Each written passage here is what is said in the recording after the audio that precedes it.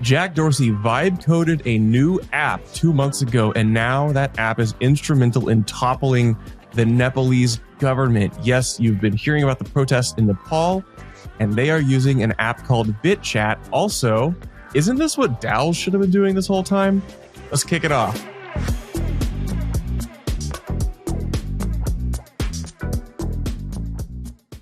So, Colin, we've got a fun, crazy, wild story this week of the Zoomers. They are rebelling in Nepal, and we got some wild stories.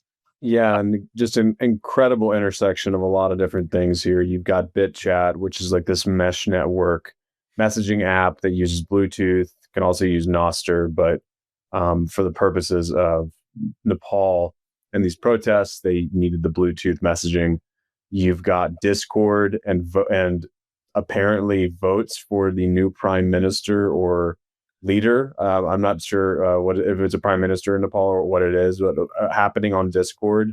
Yeah, and you've got the Zoomers rising up and, reworking the state using all of the tech tools that they're so savvy with. So pretty wild story, honestly. And as you were saying, and I was also commenting before we started, it's almost like the sovereign individual, network state, Balaji network state thesis playing out, Yeah, we'll get it. We'll get into it, but I actually want to pull up this clip which I stumbled across on YouTube, which is classic. Like, the revolution will not be televised; it will be vlogged. This is a vlogger who just was going to Nepal on vacation, and then as the protests, which have been kind of warming up for the past couple of weeks, as the protests really ignited, he just happened to be there, like when they burned the embassy as a tourist.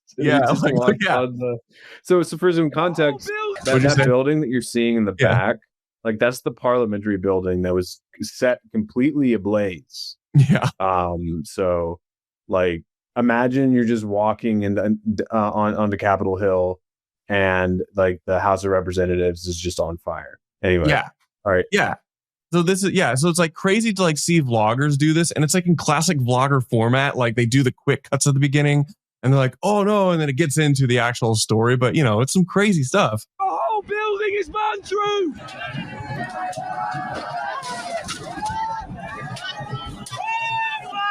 politician! Fuck everybody!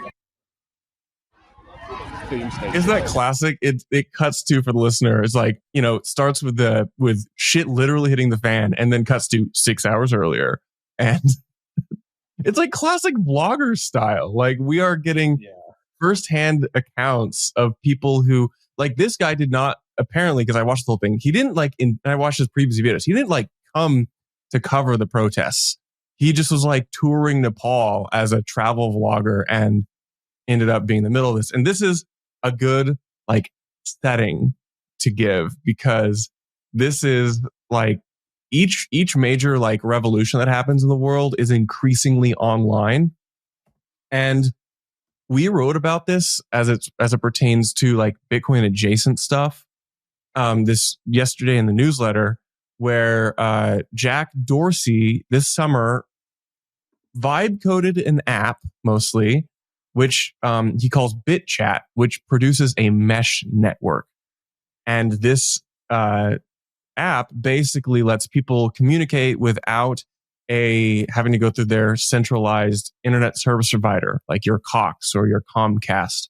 And so those things are usually turned off and used by administrations and regimes to quell protests so they can limit communication. Well, leading up to the Nepalese real overthrow, there was a bunch of posts on the r/Nepal subreddit, which were which apps can we use that are platform agnostic, that are iPhone and Android, open source, and they just work today. And BitChat was the one. And so we saw downloads of this app go from 3,000 to 50,000 in a day.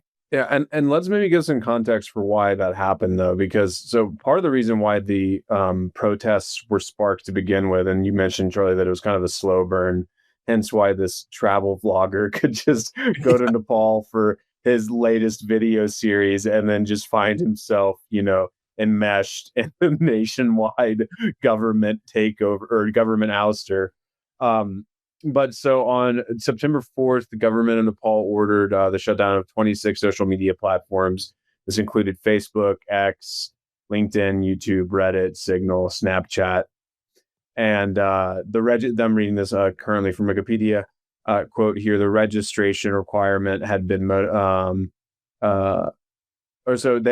banned all of these. Let's back up. Sorry, they banned all of these social media platforms for failing to register under the Ministry of Communication Information Technologies new rules. The registration requirement had been motivated in part as a way to enable the enforcement of a new digital services tax and like a stricter VAT. So it's kind of similar actually to what Canada has been proposing for some of the tech companies in the US, funnily enough. Canada and Nepal, strange bedfellows. Yeah, Canada and Nepal. However, critics allege the shutdown was prompted by a social media trend highlighting nepotism, focusing on the undue privileges enjoyed by the children and relatives of influential political leaders. So there seems like there's a lot of stuff kind of boiling under the surface. Social media ban was the last straw.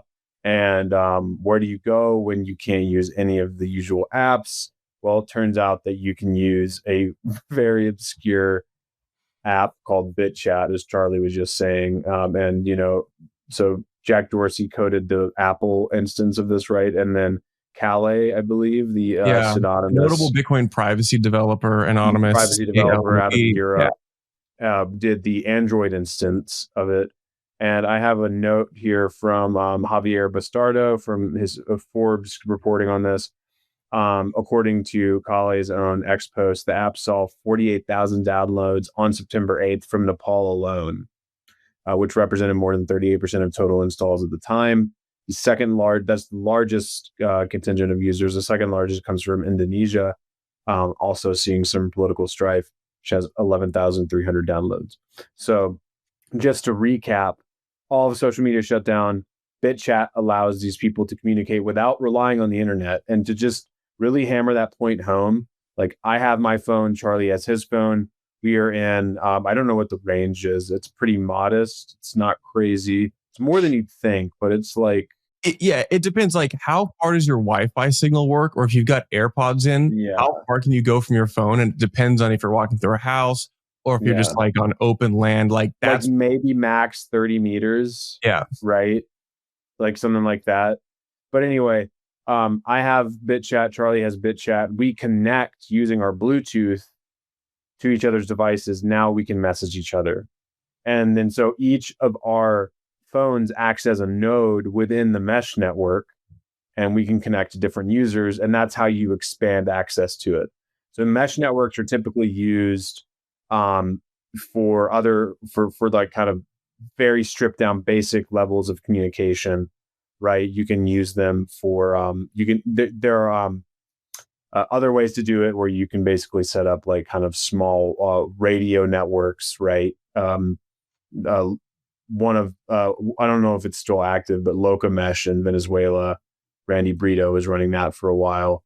But there have been a lot of places that have had kind of like spotty connectivity, bad internet, low cell service. You'll see some of these kind of pop up, and they're also kind of like like prepper, like doomsday scenario. It's big for preppers. Yeah. I mean, I was installing a bunch of what are called GoTennas back during COVID. Oh yeah, the GoTennas. Yeah.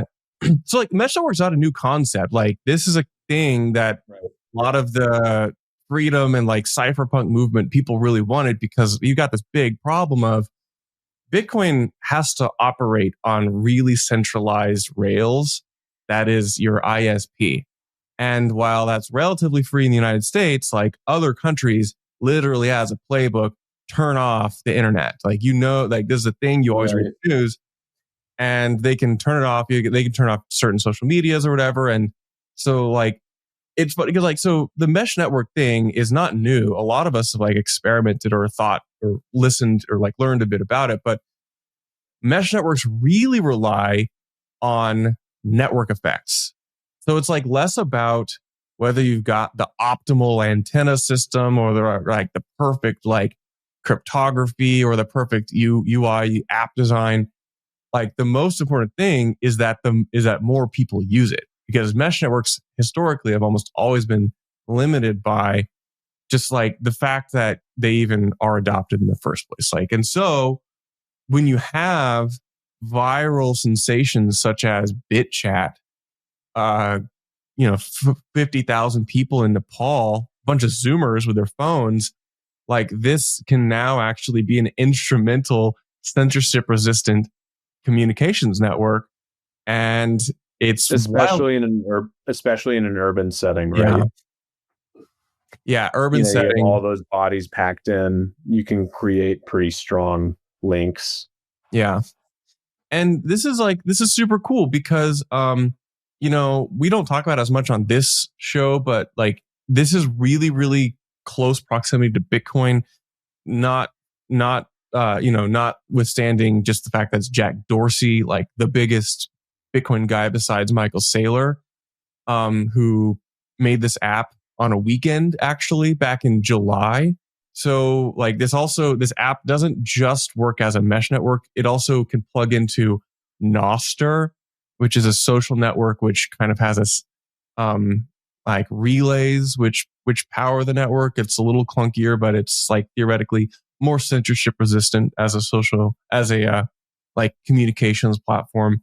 And so you can like actually, instead of doing the mesh network for your BitChat, you can connect through Nostr, and you can actually communicate globally or regionally if you wish, but that's where you do have to go over an ISP. But that's fun. I actually want to like pull up some other highlights from the Nepalese protests, because we have this other trend, which is like the network. It's the Balaji network state thesis, which love it or hate it, or, same thing with Balaji. Like this is a really interesting idea, which captures kind of this new phenomenon forming on the internet, as I would say almost beginning with like the Arab Spring, like the social media era of the Arab Spring, to today, where you now have Zoomers coordinating, like burning down parliament and like overthrowing a regime on Discord. So, one of the crazy things is,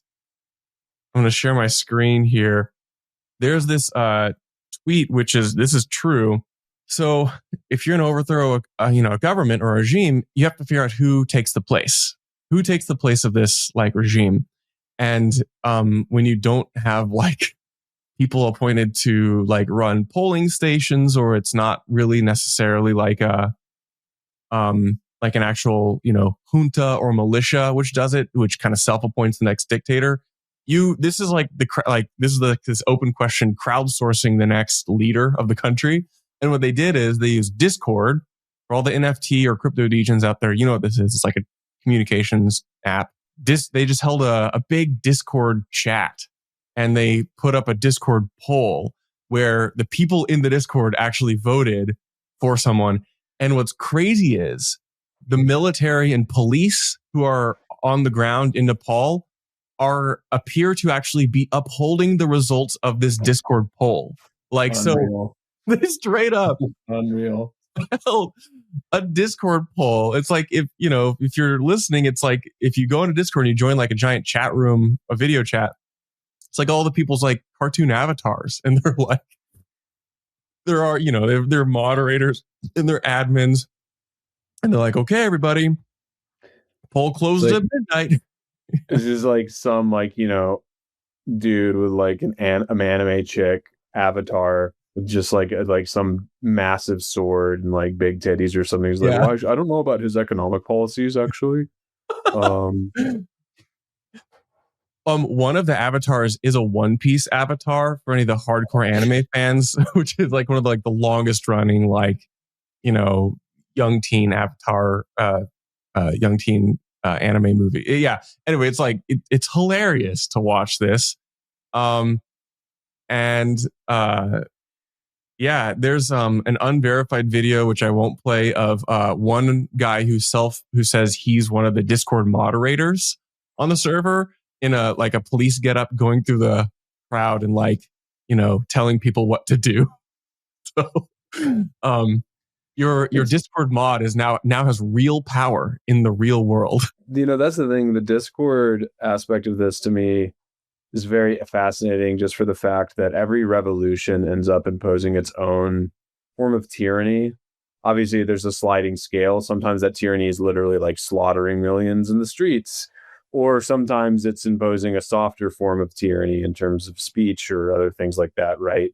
But the overthrowers always end up bringing some aspect of like their in-group culture to the political process, and like that's what we're seeing with this currently with Discord. And if you don't know how to use Discord, I guess you just don't vote. Obviously this is a makeshift, kind of ersatz solution right now for them to get an interim prime minister. But yeah, on the list of what the hell bingo card, options for 2025, this one's pretty far up there, I have to say. Not only for the fact that they're using Discord to coordinate certain decisions for a coup, but also because they're actually using a Bitcoin adjacent protocol to coordinate the protest and the government ouster. So yeah, and crypto does play a role in here. Like some of plays a role in a lot of things like this. Yeah, a lot of things like this is one where crypto and Bitcoin specifically has been used like to transact amidst certain financial rails being cut off. Like they cut off Stripe, so a lot of people couldn't receive. And so crypto was an alternative. Bitcoin, obviously, the biggest one. But like at the top, I said, like, isn't this kind of what DAOs imagined themselves to be? If you were to go back to 2021 and your favorite like Twitter threador, is talking about how we can give people like the ability to vote using cryptographic systems and these networks. And Node very, conspicuously, we're not using a blockchain for this, but this is a validation at the very least of the internetification and new types of networks that are being leveraged to like enact real change and mobilize real people. You have to think that this is a trend which will only continue. Maybe people aren't making governance proposals based upon weighted vote staking for where to allocate the rest of your DAO's dwindling shitcoin treasury, but at the very least, you can actually overthrow a regime. So I think it's a good example too of not overthinking what you need to deliver to, especially to, in this case, protesters, dissidents, and human rights advocates. Like they don't need a DAO with some convoluted Rube Goldberg token voting mechanism, right? For how, it's like, how are we going to decide to execute this next general in the streets? Like you don't need to have a token vote on, whether or not it's going to be the guillotine or it's going to be the firing squad. But, a censorship resistant, a censorship resistant, highly resilient chat platform like BitChat is perfect, but probably not something that a lot of people would think to produce because it's so simple and seemingly so inconsequential. Sometimes we try to not just reinvent the wheel, but make the wheel something that it can't be, right? Make it better than it actually. Or add a token to the wheel. So add a token to the wheel. Add a wheel to the token. Wheel. Yeah. Give the wheel a wheel. But sometimes all you need is BitChat or like good money, right? Like Bitcoin or stable coins are a good example of this in terms of, like, oh, don't shoot me. Stablecoin's good. They have provided financial tooling and financial platforms for protesters, dissidents, and political exiles all around the world. People have been cut off from the financial networking and plumbing of the world around them. So, and BitChat is an example of that from the communications layer. Like to me, it almost seems like Bitcoin and these crypto systems. It's like, dare I say it, I'm going to give the third leg of the chair in a second, but the first leg and most obvious leg is financial. And that can be everything from saving money to sending remittances to day-to-day payments. Like, I don't think we need to quibble over like the difference between like a savings technology and a money, and then like technology is like a spending technology. The second leg would be communications. Nostr is a good example of this. BitChat uses Bluetooth, like that's not Bitcoin specific, but I think Nostr is just a good example. And even Bitcoin itself being able to send messages in an op return. And then the third leg, dare I say, is storage. It's not big storage, it's not a lot of storage, but that's still potentially very useful for journalists, for whistleblowers, for people who want to leak information and publish it to a database that is incorruptible. So, I mean, we've had multiple cases of someone posting a hash and then later revealing, through revealing the Bitcoin transaction, that they had in fact committed to this thing by saying, I put verifiable proof that this thing existed 2 years ago. That's a powerful technology. Hey, Will here with Blockspace Media. Did you know that we have individual feeds for all our shows? If you're watching the Mining Pod, Bitcoin Season 2, or the Court Show, be sure to check out the individual feeds. You can find them on your podcast player of choice, whether that be Spotify, Apple, YouTube, etc. Just type in Blockspace Media and you'll find all our shows pop up, or just type in the individual show name like the Mining Pod or Bitcoin Season 2. Be sure to hit that subscribe and give us a 5-star rating so we can continue to bring you the best content in Bitcoin. Okay, we're going to pivot towards the end of this to, again, the political and cultural hot topic of the week. This is relating to Charlie Kirk, who we're not going to talk about the actual incident or the assassination, except to say that we condemn violence of all kinds. The relevant thing is that Charlie had historically, and these quotes are being pulled up, talked about Bitcoin. And I think this is actually kind of relevant because a lot of people are going to be hearing this because of the, obviously the virality of the topic and because it's just, it's relevant today and it's from a very relevant person. But he spoke about Bitcoin, and I'd not heard this because I didn't really listen to Charlie Kirk that much, nor did I listen to the interviewer of this. But he's got a pretty he had a pretty good grasp of Bitcoin, and I'm just going to play a couple clips from this 2-minute interview. I'm a big fan of Bitcoin. Should the U.S. do a Bitcoin reserve? Absolutely, yes. Yes, the United States should have a strategic Bitcoin reserve. And who should pay for the Bitcoin? That's a good question. Hopefully, some of the tariff money could potentially do that. The reason why I think we should have a strategic Bitcoin reserve, I know you guys had Michael Saylor on your show, and I think he's onto something. There is something called like the mass adoption theory, which is over a period of time, like the English language, US dollar, things just catch on and they're just kind of volitional and there's no stopping it. I think Bitcoin is that. You got to watch out though. Quantum computing could potentially crack cryptography. But man goes straight from like saying we should buy, strategic reserve Bitcoin to mentioning the quantum issue. Which I thought was kind of... It's like barbell theory, but for like bull and bear fuel. Yeah. So like you've got the strategic reserve bull fuel, and then you've got the quantum bear FUD. So this actually was, this particular interview was subtweeted by Hunter Beast, who I've had on the show previously, who is kind of leading the quantum discussion. How do we mitigate a potential quantum issue? The second part of this interview with Charlie is also interesting because he talks to a lot of wealthy people, and he says it's being adopted very, very rapidly among the wealthy. And here's that clip. There's only so many penthouses in London and Paris that they could buy. There's only so many ranches in Wyoming that they could buy. And so we had this problem. So you create all this money, the money goes upwards to wealth inequality point. To your earlier point, the question is then, well, what do rich people do with money? There's only so many equities they can buy. There's only so many shares in NVIDIA and Apple and Microsoft that they could justify. Well, money needs to find a home, and it's found a home in Bitcoin. And so once it has mass adoption, and literally the wealthiest families on the planet are starting to park serious monies in Bitcoin.